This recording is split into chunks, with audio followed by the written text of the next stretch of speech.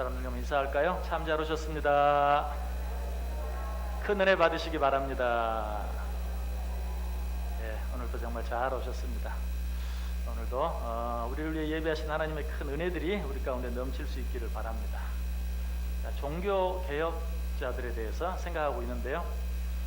지금까지 5사람, 예수님까지 포함하면 6분을 생각해 보았어요. 그런데 이분들은 엄밀한 의미에서 종교 개혁자들은 아닙니다. 어떤 자들이라고 그랬죠? 종교 개혁의 선구자들. 종교 개혁을 위해서 어떤 준비한 기초가 되고 바탕이 된 그런 사람들, 종교 개혁의 선구자들이다.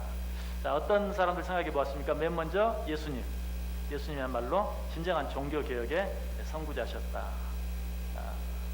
유대주의로부터, 외식주의로부터, 율법주의로부터 탈피한 그러한 진정한 종교 개혁자였다. 그리고 예수님 탄생한 지 약 350년 지난 후에 누가 등장합니까? 어거스틴이 등장하죠. 자, 사진 한번 보여주세요. 얼굴도 한번 다시 한번 보면서 어거스틴, 첫 번째 종교 개혁의 선구자로 어거스틴 생각해 보았습니다. 자, 어거스틴은 여러분 잘 알죠?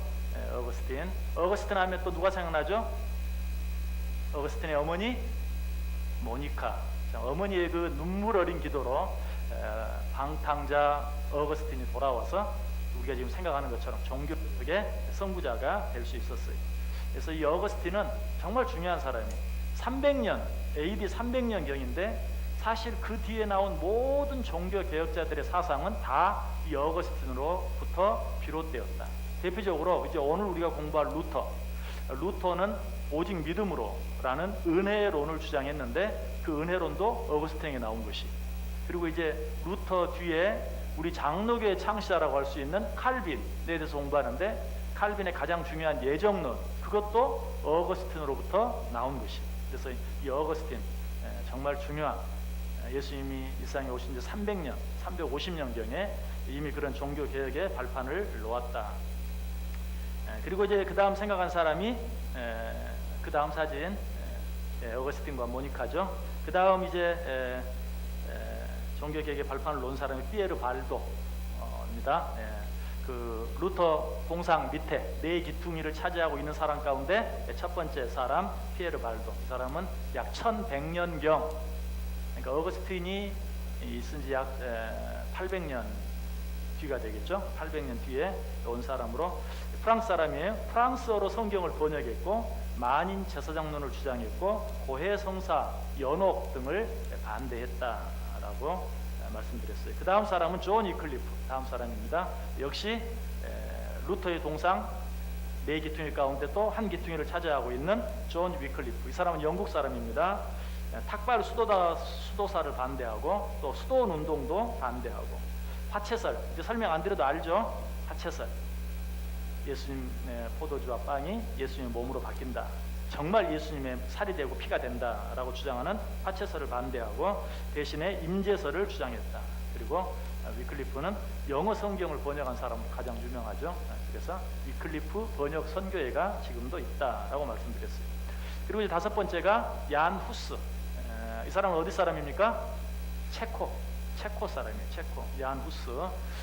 아주 잘생겼어요. 얀 후스. 그 다음 사진도 한번 보여줘 보세요. 역시 루터 동상의 네 기퉁이 가운데 또 세 번째를 차지하고 있는 얀 후스입니다. 이 사람은 체코어로 많은 책들을 썼고, 뿐만 아니라 체코어로 성경을 번역하고 체코어로 찬송가를 번역해서 보급하고 하는 그런 일들. 그리고 화채설을 역시 부인해서 실제로 평신도들에게도 포도주를 나눠 주어야 한다. 실제로 그것을 시행하고, 그래서 후스를 따르는 사람들의 깃발에는 뭐가 그려져 있다고요? 포도주 잔이 그려져 있다. 그 당시까지 평신도들이 받지 못했던 그 포도주를 성도들에게 나누어주는 그런 일. 그리고 후스가 했던 또 대표적인 일은 성경에 나오는 감독, 목사, 교사, 장로 외에 다른 그런 직제에는 필요 없다. 이거는 잘못된 것이다 라고 반대했던 사람이 바로 얀 후스입니다. 그리고 역시 고해성사나 성직을 돈 주고 사고 파는 일들, 이런 것들을 반대했던 그런 사람이었죠. 그렇죠? 자, 여섯 번째 사보나놀라. 이 사람은 역시 그 다음 사진 보시면 그 다음 사진 역시 이제 마지막으로 그 루터의 동상 네 귀퉁이를 차지한. 제가 사실 이 사람들을 다 이렇게 생각하게 된 게 저 동상 때문이에요. 루터 동상 밑에 네 귀퉁이에 있는 발도, 위클리프, 그 다음에 후스, 그 다음에 사보나놀라, 이 네 사람이 루터의 동상 밑에 네 귀퉁이를 차지하고 있다. 이 사보나놀라는 당시로서는 소돔과 고모라와 같았던 피렌체, 이탈리아의 그 유명한 도시 피렌체, 요즘 말로 하면 플로렌스를 성시화하는 그런 운동, 요즘 말로 하면 성시화하는 그런 예수 그리스도를 왕으로 모시고 사는 그런 도시로 내가 만들겠다는 그런 마음을 가지고 성시화 운동을 벌였던 그런 사람이고, 역시 그도 교황 무호설을 주장했고, 이 사람이 한 특별한 일 가운데는 허영의 화영식, 그래서 모든 사람들이 귀하게 여기는 그런 뭐 보석이나 귀한 가구나 귀한 옷이나 사치스러운 이런 모든 것들을 다 가져오게 해서 광장에서 불태우는 그런 화영의 허영식을 행한 그런 사람으로 유명하죠. 제가 지난주에 특별히 이제 이 사보나놀라가 주장한 중요한 것 가운데 로마 교회의 부패와 성직자들의 부패를 강하게 비판했는데, 특별히 그 교회의 성적 부패, 그다음에 성직자들의 역시 성적 부패를 가장 강하게 비판했던 사람이 바로 사보나놀라예요. 지난 시간에 제가 시간이 없어서 그냥 간략하게 그 타이틀만 말하고 지나가는데, 그가 한 말들을 한번 들어보면 참 그때 상황이 어떠했는가 하는 것을 아주 잘 알게 돼요. 이 로마 교회의 또는 로마 교회 성직자들의 성적 부패를 비판하면서 이렇게 말했어요. 뿔어 엎드린 교회여, 그대는 온 천하에 그대의 타락한 모습을 드러냈다. 이탈리아에, 프랑스에, 스페인에, 세상 모든 땅에 그대의 음행을 퍼뜨렸다. 성직 매매로 성례들을 더럽혔다. 과거에는 사제들이 서자를 부끄러워하여 조카라고 불렀는데 요즘은 노골적으로 아들이라고 부른다. 무슨 말인지 이해가 됩니까? 다 이해가 안 되시는 것 같아요. 옛날에는 사제들이 음행을 저지르고 사생아를 낳았어요. 그리고 부끄러워서 뭐라고 불렀다고요? 내 조카입니다. 그런데 요새는 그거 부끄러워하지도 않고 아예 아들이라고 까놓고 이야기한다 라고 비판했어요. 그러니까 얼마나 그런 음행들이 만연했는가 하는 것을 잘 이야기해 주죠. 그리고 또 로마의 거의 모든 사제가 정부를 두고 산다, 숨겨놓은 여인들을 두고 산다라고 이렇게 이야기할 정도로 그만큼 성적으로 로마 교회가 부패해 있었다. 그리고 그가 한 말 가운데 또 유명한 한 가지 말이 있는데, 사형을 집행하면서 사보나놀라는 어떻게 죽었죠? 교수형으로 죽였다고 그랬어요. 근데 교수형으로 죽고 난 뒤에 그냥 매장한 것이 아니라 다시 죽은 시체를 화형시켰어요. 죽은 시체를 화형시켜서 그 시체를 가루로 만들어서 아르노 강에 뿌렸다. 왜?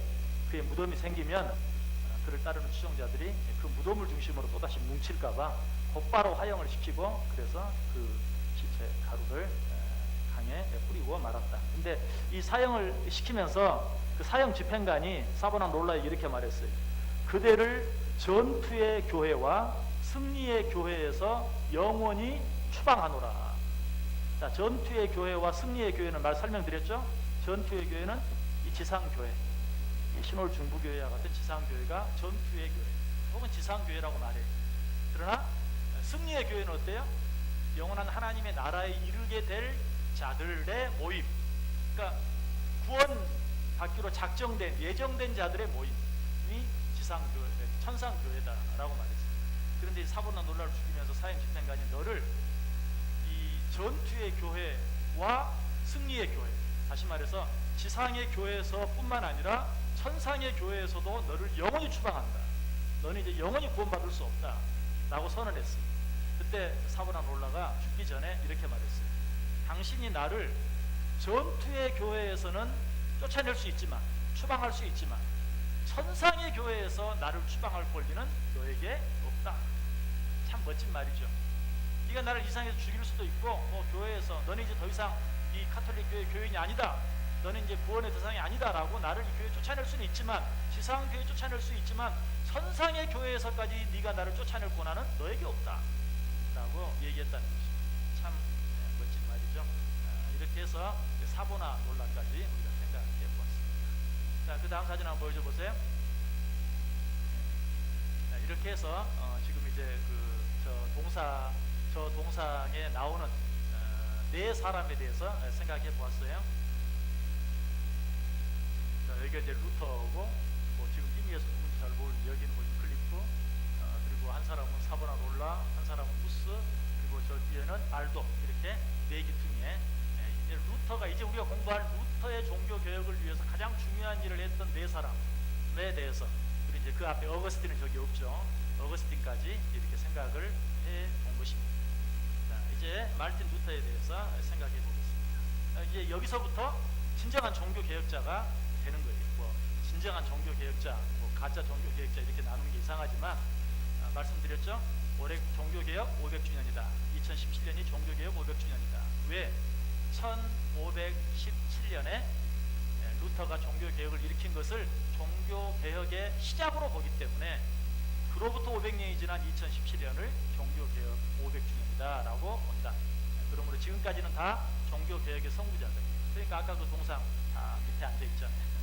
진정한 종교 개혁자의 시작이라고 할 수 있는 루터가 이제 위에 앉아 있는 사진이죠. 다음 동상 똑같은 사진이지만 다음 사진 마르틴 루터의 사진. 역시 그때까지도 역시 사진은 없었습니다. 그림 초상하고요. 그 다음 사진 아까 보았던 그 동상 이제 맨 위에 서 있는 분이 바로 마르틴 루터. 자, 루터는 1483년 독일의 아주 작은 마을이었던 아이슬레벤이라는 마을에서 광부의 아들 한스라는 광부의 아들로 태어납니다. 그러니 여러분 독일의 광부는 우리가 너무나 잘 알죠. 한국에서 얼마나 많이 갔었습니까?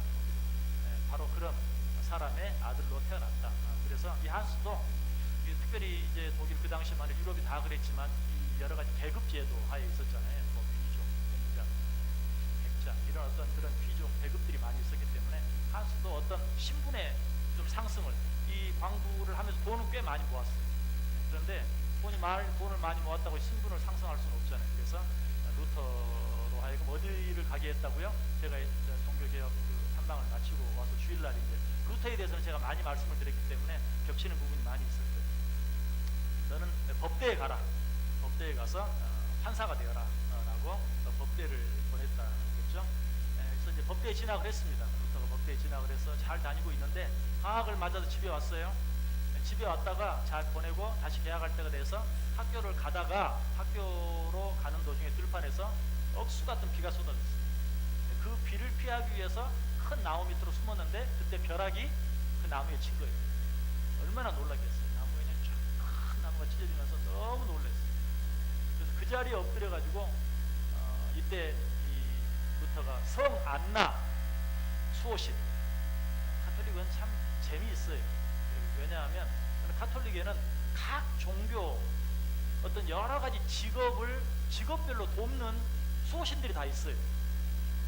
저는 그 지금 다 제가 알 필요도 없고 다 알지도 못하지만 예를 들면 여기 루터가 불렀던 성 안나, 세인트 안나는 우리 안나 여전대 매일 지금 맨 위에 나이 많으신 우리 여전대 이름이 안나 여전대잖아요. 그 안나 할머니, 그 안나 신이 광부를 돕는 수호신, 광부들을 돕는. 예를 들면 의사들을 돕는 수호신도 있고 농사를 짓는 사람들이 여러분 이게 어떤 신화에서 그렇죠? 그리스 신화에 다 그렇게 나오잖아요. 그러니까 로마 카톨릭도 그걸 흉내내 가지고 직업별로 이런 직업을 가진 사람을 돕는 신. 예를 들면 성 안나는 광부들을 돕고 또 성 베드로는 누구를 돕고 성 마가는 누구를 돕고 성 누가는 이런 식으로 다 정해져 있어요. 그러니까 이 종교가 완전히 그냥 세상 그리스 신화와 믹스드업 되어 있는 그런 모습을 볼 수 있죠. 그러니까 아마 이 루터의 아버지 한스가 광부였기 때문에 평상시에도 아마 성 안나시여 오늘도 안전하게 해주시오. 옛날에 얼마나 광산에 사고가 많이 났습니다. 그러니까 아침마다 가면서 아마 그렇기도 했겠죠. 오늘도 성 안나시며 우리를 지켜주옵소서. 그러니까 루터도 벼락이 칠 때 너무 놀래가지고 성 안나시여 나를 도와주옵소서. 나를 살려주시면 수도원에 들어가 사제가 되겠습니다. 그때 그렇게 서원을 한 거예요. 그렇게 해서 곧바로 법대를 그만두고 수도원에 들어가요. 그 들어간 수도원이 바로 우리가 맨 처음 공부했던 어거스틴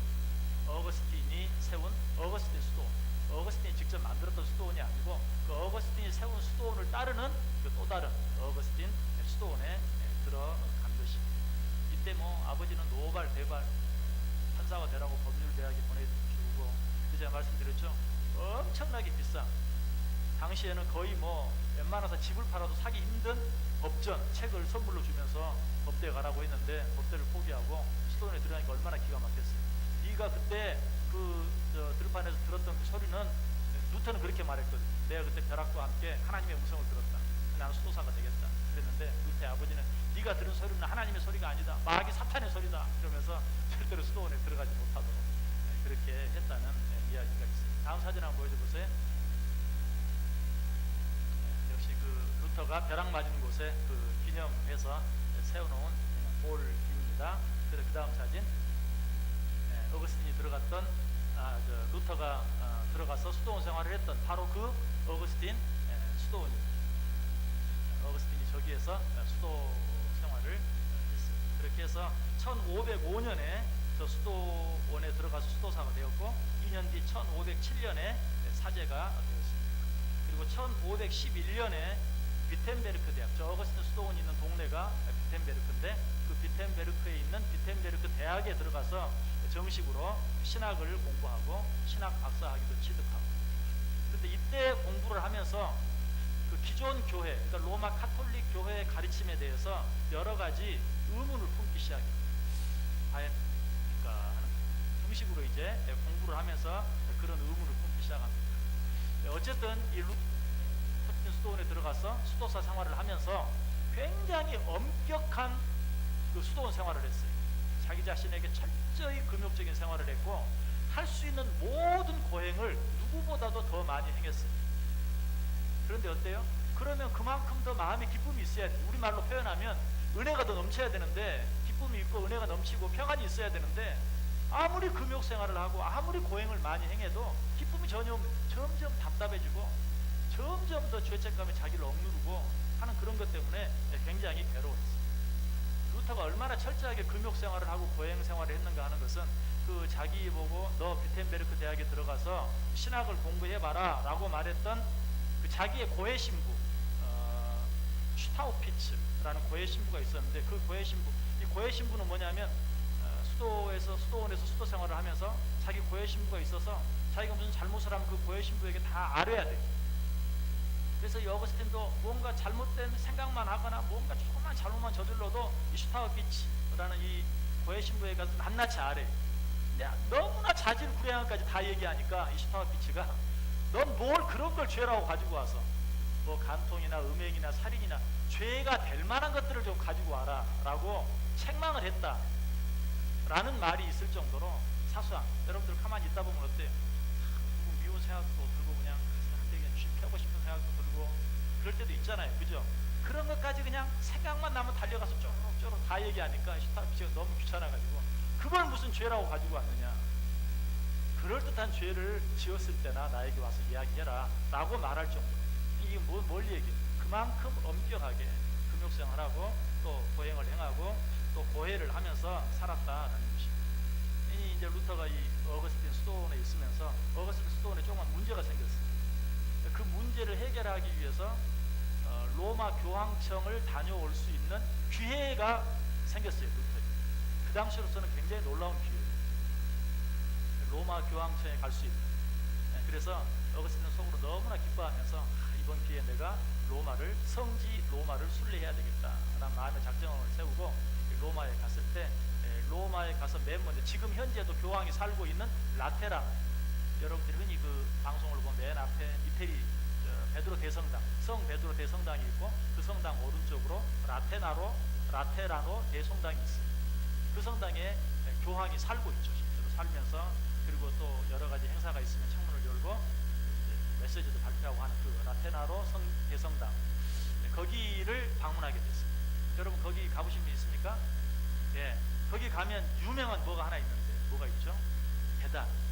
혹시 가보셨어요? 유명한 계단, 28개로 된 유명한 계단이 있습니다.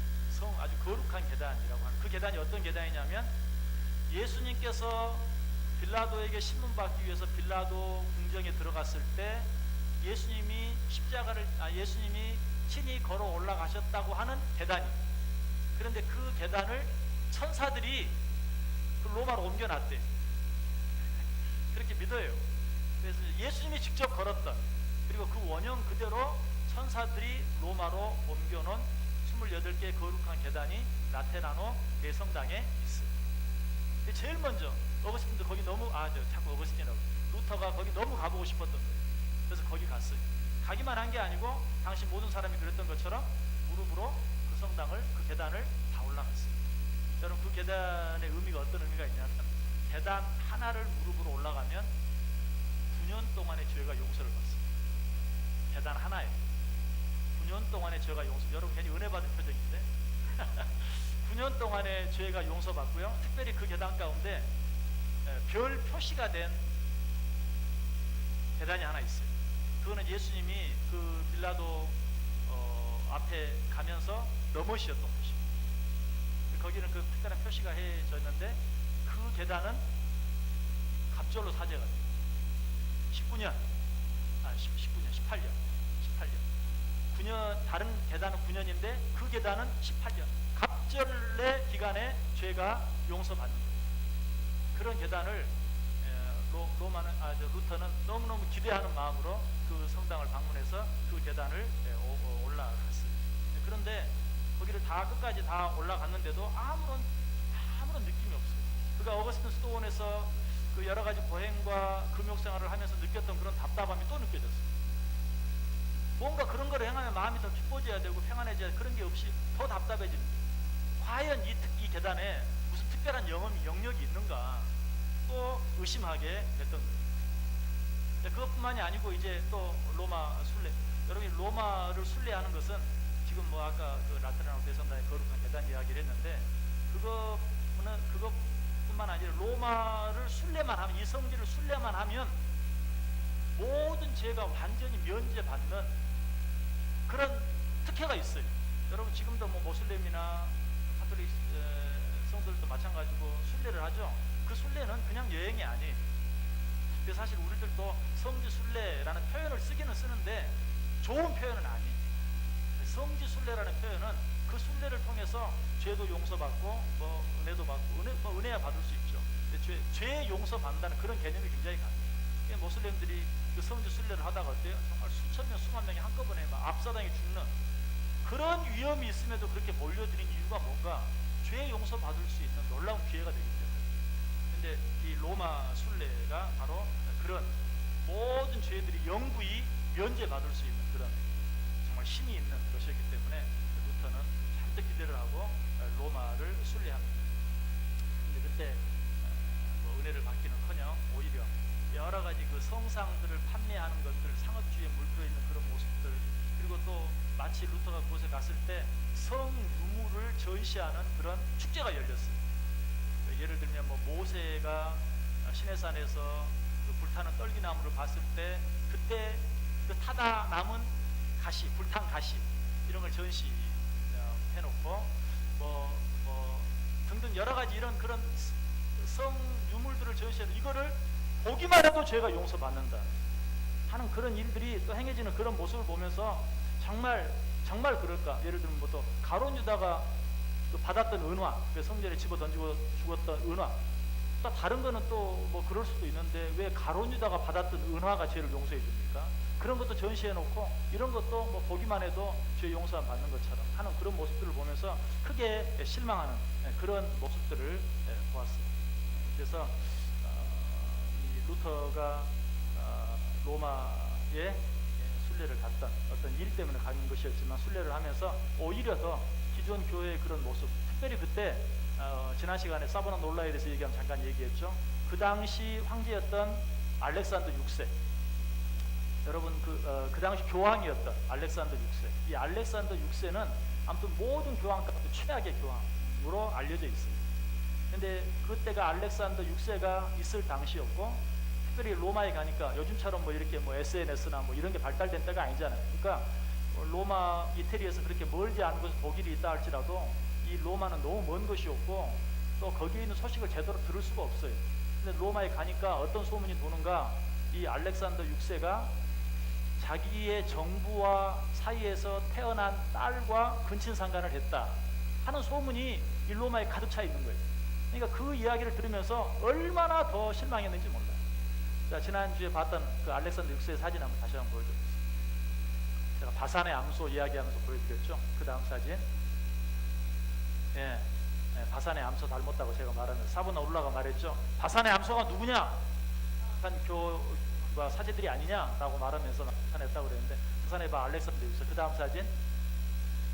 이 사진이 바로 그 알렉산더 6세와 근친상간, 자기의 정부와 사이에서 태어난 딸 이름인데, 이름이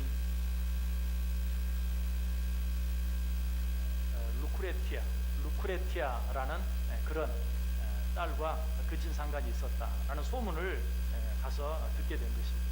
저도 이번에 이태리에 가서 이제 뭐 평상시 알고 있는 그런 내용보다 지금 현재 이 이태리 로마에 있는 사람들은 다 아는 그런 내용이 어떤 내용이냐고, 지금도 성전 보수 작업을 하거나 성당을 재건하는 그런 일들이 있다 보면 조그만 그러니까 갓난 아이들의 뼈, 이런 뼈들이 발견된다는 거예요. 그게 왜 그런가? 그 성당 안에 뭐 사제들, 수녀들 이런 사람들이 그 안에서 그냥 이렇게 음행을 하다가 아이가 생기면 그냥 그대로 성전 뜰에 뭐 성당 마당에 뭐 이런 데다 그냥 묻어놓은 그런 어린 아이들의 뼈가 지금도 많이 발견. 공사하다 그런 일들이 자주 나오는데 로마 사람들은 그런 걸 너무 자주 알고 자주 본다는 것입니다. 그만큼 교회들이 타락해 있었다는 것을 보여주고 있어요. 또 한 가지, 이 루터가 로마에 머물면서 이제 새로운 수도원에 머물게 되겠죠. 자기가 이제 머물 수도원이 있었는데 그 로마 수도원에 있는 수도사들이 기도를 하는데 하나님께 이렇게 기도하는 거예요. 당신은 내 밥줄입니다. 당신은 나의 영원한 밥줄입니다. 그래서 이 말을 어떻게 했는지 당신은 영원한 나의 밥줄입니다. 이렇게 기도를 하는 모습을 보았어요. 근데 그럴 수밖에 없는 게 비싼 돈을 주고 성직을 샀기 때문에 그 비싼 돈을 다 이렇게 환수하려면 정말 하나님밖에는, 하나님을 팔아서 그 돈을 다 환수를 해야 됩니다. 그래서 그 기도하는 내용들 가운데 하나님 당신은 나의 영원한 밥줄입니다 하는 그런 기도의 내용을 보고 루터가 얼마나 충격을 받았는지 몰라요. 이런 모든 것들이 오히려 종교 개혁을 일으키는 그런 하나의 씨앗이 되었다. 그래서 그는 그때 자기의 마음을 이렇게 표현했습니다. 나는 내 눈으로 교회의 부패를 보았고 이와 싸울 것을 결심했다. 그리고 이제 어거스틴 수도원으로 다시 돌아와서 어거스틴 수도원 안에 있는 특별한 탑이 있어요. 신부들만 이용할 수 있는 그런 탑인데 거기에 이제 어거스틴이 거기에서 특별한 묵상을 하다가 거기에서 하나님의 말씀을 보다가 하나님의 말씀에 부딪혔어요. 그때 부딪힌 말씀이 하박국 2장 4절 그리고 로마서 1장 17절. 자, 한번 찾아볼까요? 자, 하박국 2장 4절. 하박국 2장 4절.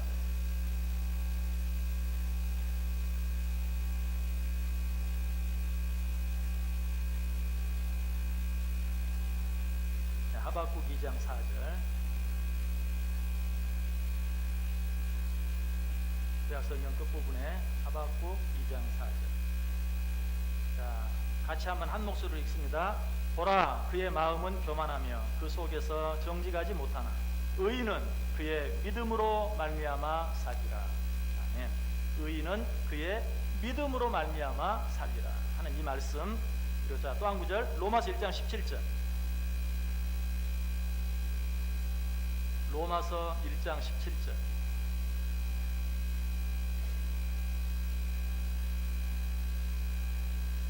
로마서 1장 17절. 같이 읽습니다. 복음에는 하나님의 의가 나타나서 믿음으로 믿음에 이르게 하나니 기록된 바 오직 의인은 믿음으로 말미암아 살리라 함과 같으니라. 아멘. 자, 여기 이제 후반절에 아까 읽었던 하박국 2장 4절 말씀이 있죠. 그래서 이 두 말씀을 통해서 그가 깨달은 것이 뭐냐면 의는 믿음에 의하여 주어지고 생명은 의에 의하여 주어진다. 그러므로 영원한 생명은 하나님의 의로 말미암아 주어지는 것이다. 하나님의 의가 무엇입니까? 예수 그리스도의 십자가의 의, 예수 그리스도의 십자가를 믿는 의, 그것으로 말미암아 우리에게 구원이 주어진다. 이전에 어거스틴은 하나님의 의, 하나님의 공의 하면은 잘못하면 벌 주고 잘못하면 때리고 하는 그런 무서운 것으로만 생각했어요. 그러나 이 말씀을 통해서 루터는 하나님의 의는 사랑해주고 용서해주는 것이라는 것, 구원해주는 것이라는 사실을 깨닫게 되었습니다.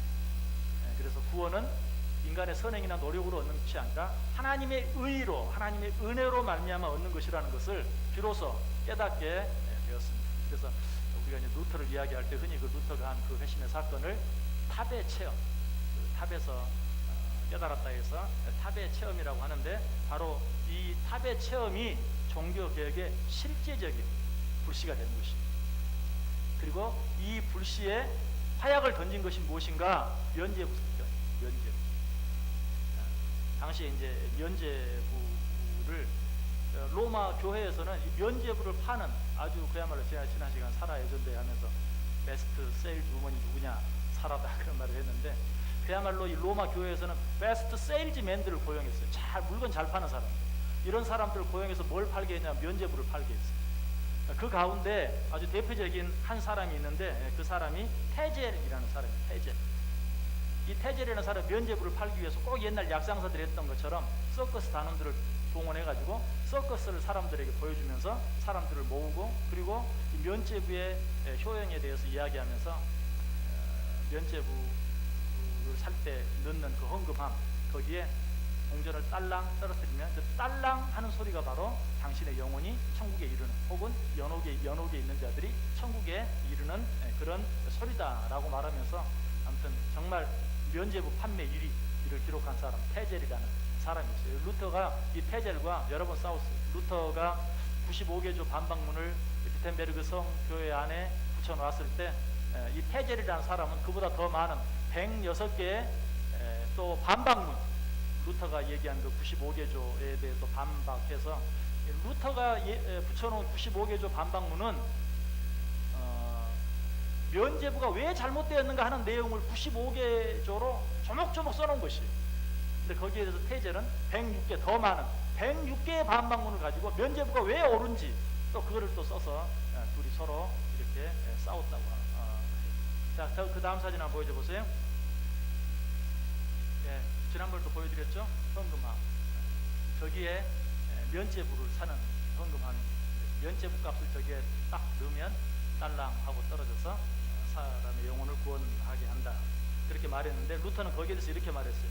돈이 괴짝에 짤랑 하고 떨어지면 탐욕과 물욕만 늘어날 뿐이다. 면죄부를 사는 것보다 가난한 사람들을 돕고 공공한 사람들을 구제하는 것이 더 낫다라고 이야기했다고 합니다. 그 다음 사진 한번 보여줘보세요. 네, 저게 이제 95개조 반박문을 그 비텐베르그 성교회 정문에 붙이는 것이고요. 그 다음 사진, 이제 이거는 현대에 새로 만들어진 겁니다. 그 루터가 붙였던 반박문을 붙였던 자리에 저 동판으로 95개조 반박문을 그대로 다 새겨서, 그때는 종이로 붙였지만 동판으로 만들어 놓았습니다. 네, 그런데 루터가 저 95개조 반박문을 붙인 것이 종교 개혁을 일으키려고 한 게 아니에요. 그 비텐베르그 대학 안에는 매주 금요일마다 저런 토론회가 있었어요. 그래서 그때 토론회에 다룰 주제가 있으면 저기다가 붙여놓고, 자, 오늘 저녁 저런 토론회가 있으니까 관심 있는 사람 오시오 라고 붙여놓는 거예요. 루터도 면죄부에 대해서 이제 이 면죄부에 대해서 내가 왜 면죄부가 잘못되었는지 95개조로 반박 써놓고, 여기에 대해서 같이 토의할 사람들은 오늘 저녁에 모이시오 하고 붙여놓은 것이 종교 개혁을 하겠다고 한 게 아니에요. 그래서 사람들이 이제 교수들, 학생들도 같이 모여서 하게 되었는데, 저 95개조 반박문이 너무나 빠른 속도로 유럽에 퍼져나간 거예요. 그것이 퍼져나갈 수 있었던 이유가 뭐였는가? 당시 처음으로 이제 발견되어서 발전하기 시작했던 구텐베르크의 인쇄술. 그 전까지는 인쇄술이 없었어요. 근데 때마침 이 루터가 95개조 반박문을 붙이는 그때 이 구텐베르크의 인쇄술이 막 발전하는 때였어요. 그러니까 참 하나님의 섭리라는 게 그래요. 아마 루터 같은 사람은 그 이전에 우리가 생각해 본 사람들 외에도 많았을 거예요. 그러나 그것이 종교 개혁으로 이어지질 않았어요. 그러나 이 루터의 95반문은 우리 한번 모여서 토론해 보자. 루터도 사제였고 신부였고 그런 입장에서 이 면죄부가 잘못되었다는 사실, 이 부분에 토론해 보자라고 만든 것이 당시 한참 이렇게 막 발전하기 시작한 구텐베르크 인쇄술과 더불어서 종교 개혁을 일으키게 되었다라는 것입니다. 자, 그 다음 사진 한번 보여주세요. 예, 저것은 이제 그 아까 말했던 테젤이 106개의 반박문을 붙여놓으니까 루터가 그걸 뜯어서 손을 들고 이것이 왜 잘못되었는가 하면서 또다시 반박하는 그런 내용을 그려놓은 그림입니다. 자, 이렇게 이 면죄부 사건으로 말미암아서 옛날 같으면 그냥 학생들 사이에 토론으로 끝나고 말았을 거예요. 그런데 그것이 급속히 퍼지게 되고 가지고 로마 교황청에 고발하는 사람도 생기고 해서 이 일로 인해서 이제 로마 교황청에서 루터를 소환합니다. 그런데 이때 루터를 보호해 준 사람이 있어요. 독일의 선제후 프리드리, 작센의 선제후 프리드리라고 말하는 아주 높은 사람, 힘 있는 사람이. 이 선제후라는 말은 당시 독일의 황제를 선출할 수 있는 권리를 가진 사람을 선제후라고 해요. 그런데 이 작센의 선제후 프리드리가 루터를 좋아했습니다. 루터를 뭐 글쎄요, 존경했다고 말할 수도 있고, 그래서 루터가 로마 교황청의 소환을 받으니까 내가 루터를 지켜줘야 되겠다. 다음 사진 한번 보여줘보세요. 네, 저 사람이 바로 이제 선제후, 독일의 선제후, 작센의 선제후 프리드리인데, 그 다음 사진. 예, 여기도 보면 이제 아까 그 우리가 계속 봤던 동상이죠.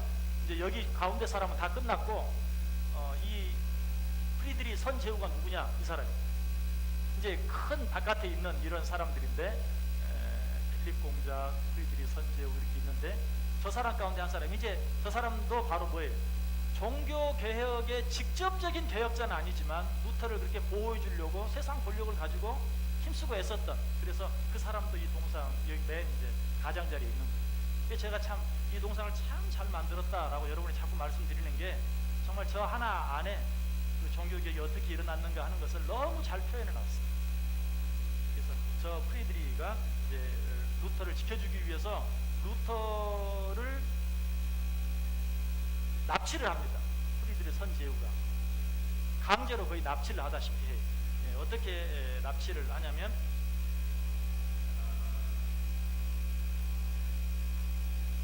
이름까지 숨겨가지고 게오르그 기사라는 이름으로 납치해서 마르트부르크 성에 몰래 감춰요. 뭐 루터가 자신은 숨으려고도 하지 않고 하니까 이 프리드리 선제후가 루터를 보호하기 위해서 그를 강제 납치해서 이름까지 바꿔가지고 게오르그 기사라는 이름으로 바꾸어서 마르트부르크 성으로 끌고 가요.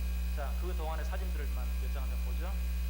예, 저 사진은 이제 그 교황이 루터를 소환했는데 오지 않자 교황청에서 파문 교서를 내렸습니다. 예, 그런데 루터가 그 파문 교서와 함께 루터의 여러 가지 문서들을 불태우는 자리예요. 여러 말씀드렸지만 있을 수 없는, 당시로서는 상상할 수 없는 어명이 적힌 그 편지를 불태울 뿐만 아니라 왕의 여러 가지 책들을 함께 불태우는 그런 일을 루터가 행한 거예요. 그러니까 이제 갑자기, 그러니까 로마 교황청에서 어떤 일을 했냐면, 루터를 법망 밖으로 추방시켰어요. 그 말이 무슨 말이냐면, 이제 루터는 법과는 상관없는 사람이다. 법의 보호를 더 이상 받지 못한다. 그러니까 아무나 루터를 죽여도 그 책임을 묻지 않아. 살인자가 되지 않아요. 루터를 모든 법에서 추방시킵니다. 그런 교서를 로마 교황청에서 씁니다. 그러니까 이제 루터의 신변이 위험해진 거죠.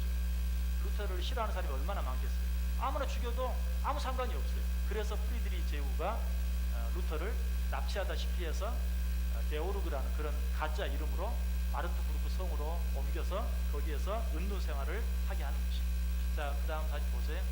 저번에 이제 그 법에서 추방받기 전에 오름스 회의에 루터가 불려가서 회유하는 것이죠. 너 지금이라도 네가 한 모든 말들, 네가 쓴 모든 책들 다 취소하면 살려주겠다. 그러나 거기에서 취소하지 않고 하지 않은, 그 다음 사진 한번 보여주세요. 역시 똑같은 그림으로 그려진 내용인데요. 거기에 서서 이렇게 말합니다. 내 양심은 하나님의 말씀에 사로잡혀 있습니다. 나는 아무것도 철회할 수 없고 또 그럴 생각도 없습니다. 왜냐하면 양심에 반해서 행하는 것은 위험하며 불가능하기 때문입니다. 하나님 나를 도우소서. 바로 저 자리에서 그렇게 외쳤다는 것이죠. 그 다음 사진. 그때도 역시 보여드렸죠. 루터가 서서 방금 한 얘기를 한 그 자리, 오름스 회의가 열렸던 그 자리에 루터가 섰던 자리에 신발을 만들어 놓았습니다. 그 다음 사진. 제가 그 자리에 서 있는, 그때도 보셨죠? 저희가 바로 루터가 그 보름스 종교회의에서 나는 내 양심, 신앙의 양심을 버릴 수 없다. 오직 하나님 나를 도와주옵소서. 죽음의 이유를 무릅쓰고 선언했던 그런 자리. 자, 그 다음 사진. 바로 저 사진이 이제 선제후 프리드리히가 루터를 게오르그라는 이름으로 납치해서 숨겨주었던 마르트부르크 성입니다. 다음 사진 보여줘보세요. 그 성 안에서 1년 정도, 약 10개월 정도, 10개월 정도 루터가 저 성에 머물면서 했던 유명한 일이 무엇이냐면, 어거스틴이 라틴어로 번역했던 성경을 루터가 독일어로 저 성에서 신약 성경을 약 3개월 만에, 기적 같은 일이죠. 3개월 만에 그 성경을, 라틴어 성경을 독일어로 번역한 저 성경이 바로 최초의 독일어 성경입니다. 그 다음 사진. 저 바르트부르크 성 안에 가면 그때 루터가 성경을 번역했던 방, 책상, 의자들이 그대로 놓여 있습니다. 그리고 이제 루터가 쓴 유명한 책 가운데, 뭐 책이라고 할 것도 없어요. 아주 조그만 팜플렛 같은 그런 책자가 있는데, 그리스도인의 자유라는 책을 통해서 그리스도인은 누구에게도 예속되지 않는다. 그러나 그리스도인은 모든 사람을 섬겨야 할 책임이 있다 라고 말함으로써 그리스도인 그 만인 제사장설을 거기서 이야기합니다. 그래서 또 한번 그리스도인의 자유라는 책을 통해서 그리스도인은 누구에게도 예속되지 않는다. 그러나 그리스도인은 모두를 섬겨야 될 책임이 있다 하면서 만인 사제설, 만인 제사장설을 거기에서 이야기합니다. 그리고 루터가 성경을 더불어서 또 한 가지 한 일이 있다면, 역시 찬송가를 또 독일어로 많이 번역하고, 특별히 루터는 작곡을 많이 했습니다. 그래서 뭐 그 당시만 해도 클래식 음악이 유행했고, 유행한 게 아니라 클래식 음악이 대중을 이루었는데, 그런 교회 안에서는 물론 당연히 들어있고요. 근데 그런 클래식 음악과 대중 음악을 접목시킨 그런 곡들을 많이 만들었어요. 그래서 아까 우리 정강사님 찬송을 했는데 585장 내 주는 강한 성이, 마르틴 루터가 작곡하고 작사 그런 찬송. 이게 지금 독일의 국가죠. 독일의 국가예요. 내 주는 강한 성, 이게 독일의 국가가 되어 있어요. 얼마나 여러분 정말 이 독일이나 이런 특별히 독일은 가보면 정말 이 루터의 나라예요. 루터의 나라. 모든 건물에 붙어있는 글귀나 뭐 이런 뭐 박물관이나 성당은 뭐 말할 것도 없고, 가면 루터의 나라라고 하는. 그러니까 루터가 작곡 작사한 그 노래가 어때요? 독일의 애국가가 되어 있는 그런 것을 볼 수 있어요. 이처럼 그 독일 말로 찬송을 많이 만들고 많이 보급해서 부르는 그런 일을 합니다. 그리고 아까도 말씀드렸지만 루터가 그런 일들을 통해서 종교 개혁을 일으킬 수 있었던 배후에는 구텐베르크의 인쇄술, 그 인쇄술이 큰 역할을 했는데 하나님께서 그 일을 하게 하셨다. 뭐 이외에도 여러 가지 할 말들이 많이 있는데, 아무튼 이제 이런 일들, 종교 개혁이 이렇게 이제 한참 이제 열이 올랐을 때, 당시에 이제 새롭게 황제가 된 카를 5세가 이제 루터를 중심으로 한 그런 이제 새 교회가 로마 카톨릭과 반대해서 자꾸 세워지니까 카를 5세는 이 두 교회를 좀 화해를 시키기 위해서 이 보름스 회의 같은 그런 또 다른 회의를 엽니다. 그러면서 그 회의에서 너희는 서로 화해해라. 그리고 보름스에서 만들어놓은 칙령에 순종해라 하는, 그 칙령이 뭐겠어요? 교황의 말을 순종하고 교황청을 따르고 하는 그런 내용이죠. 그 보름스 칙령을 따라라 라고 말했을 때, 거기에 대해서 14개 도시, 독일의 14개 도시와 6제후, 그 프리드리히 같은 그런 6제후가 우리는 그렇게 할 수 없다 라고 항의를 합니다. 그러나 항의한다는 말이 영어로 뭐죠? 프로테스탄트. 항의하는 사람들. 그러니까 너희들 그러지 말고 서로 화해해라. 기존의 교회, 로마 카톨릭 교회와 화해해라 라고 말할 때 우리는 그럴 수 없다라고 항의했던 14개 도시와 6명의 제후들, 이 항의자들을 가리키는 말이 프로테스탄트, 지금 우리가 하는 개신교라는 말.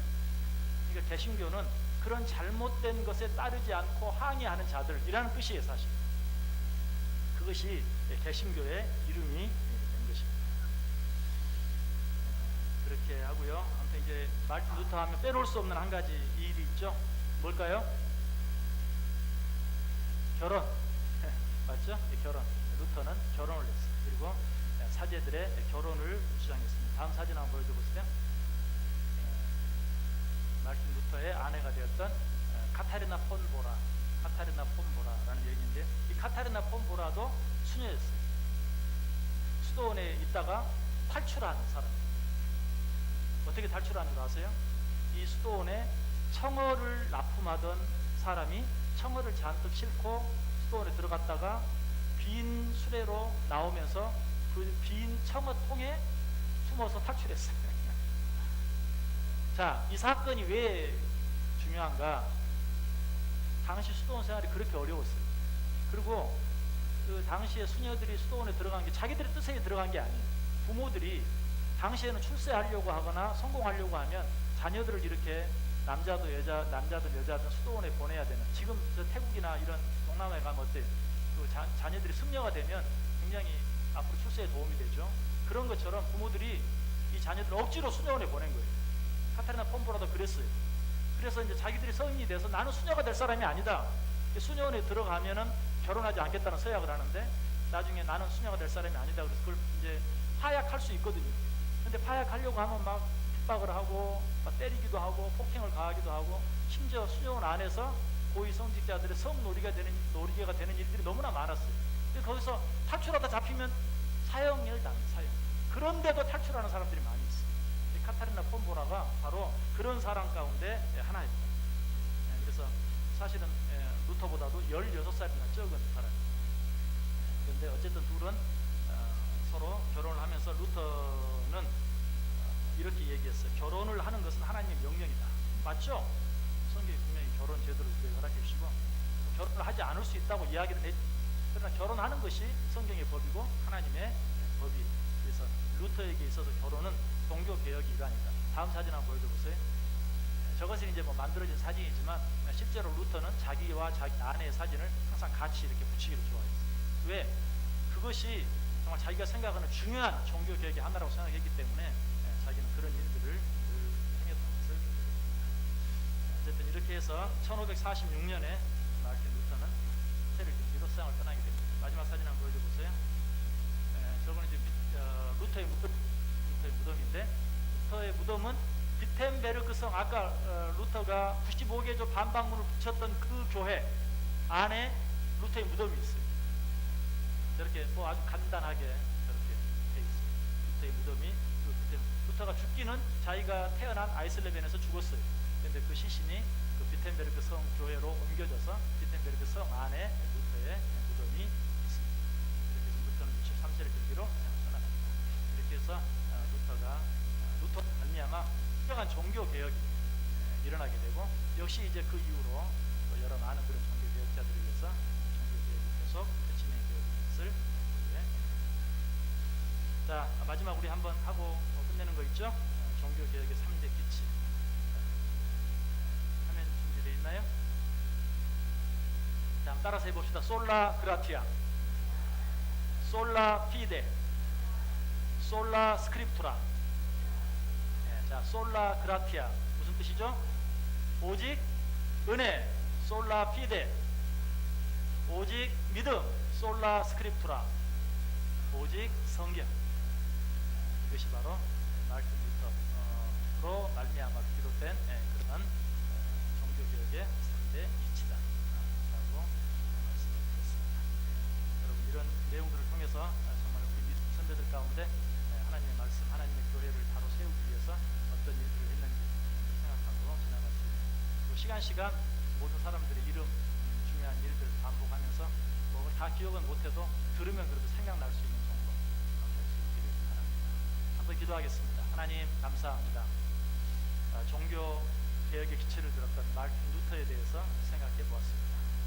하나님, 우리가 그의 믿음을, 또 그의 희생을 기억하게 하시고, 오직 믿음, 오직 은혜, 오직 성경 붙잡고, 오직 하나님을 기쁘시게 하며, 오직 하나님의 나라와 영광을 위해 우리의 남은 삶을 온전히 드릴 수 있는, 온전히 살아 드릴 수 있는 우리 모두 되게 해 주옵소서. 예수님의 이름으로 기도드리옵나이다. 아멘. 하늘에 계신